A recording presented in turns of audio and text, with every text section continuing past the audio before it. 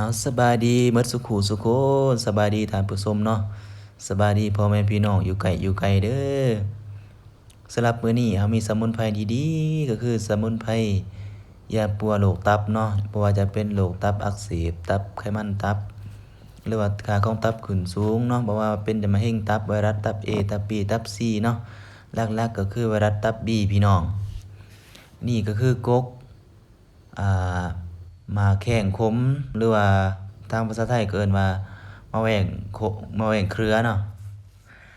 ถ้าภาษาเวียดนามก็เอิ้นว่าเกยกายลาวเนาะพี่น้องเนาะอันนี้ก็คือว่าเป็นสมุนไพรมาจากเวียดนามพี่น้องรักษาโรคตับทุกชนิดเนาะก็แถมยังรักษาโรคเจ็บคอเจ็บเอวอีกเนาะ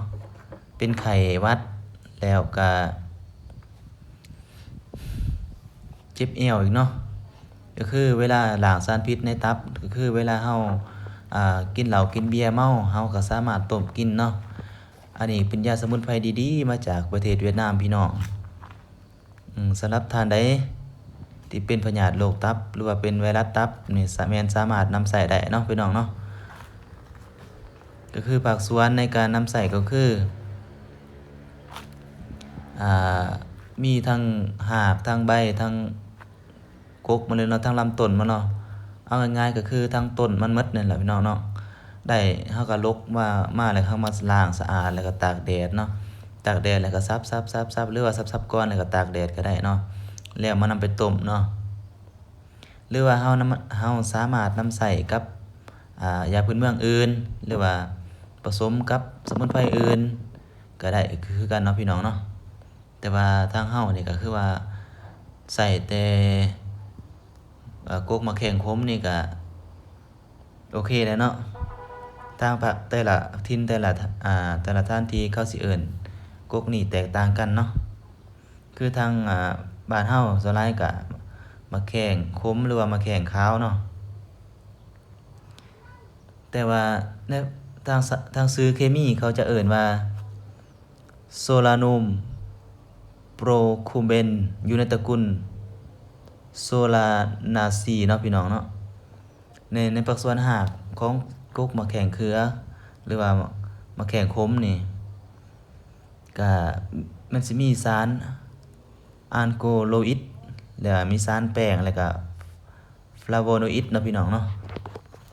มีค่าเคมีมีธาตุเคมีในร่างกายของมันเนาะในลำต้นของมันเนาะพี่น้องแต่ว่าเฮาก็สามารถนำใส่ไปต้ม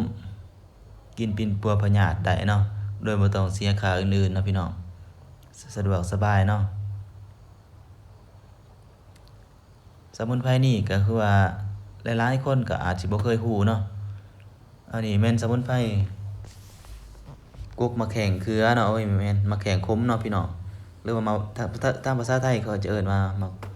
ะแข้งขาวหั่นแหละพี่น้องมะแข้งขาวหั่นแหละมะแข้งเขือหรือว่ามะแข้งขาวหั่นพี่น้องสามารถปิ่นปัวได้โรคตับพี่น้องหายดีหายขาดแน่นอนพี่น้องเอ้ยสำหรับท่านใดสนใจก็สามารถคอมเมนต์ได้เนาะหรือว่าท่านใดสามารถปรึกษาหรือว่าอยากรู้เพิ่มเติมเราก็สามารถแนะนำได้เนาะพี่น้องอันนี้แหละก็ทางเรามียาดีๆนำเสนอให้เนาะพี่น้องเอ้ยรักษาหลายโรคเนาะโดยเฉพาะแม่นโรคตับพี่น้องเอ้ยเอาขอบใจที่รับชมพี่น้อง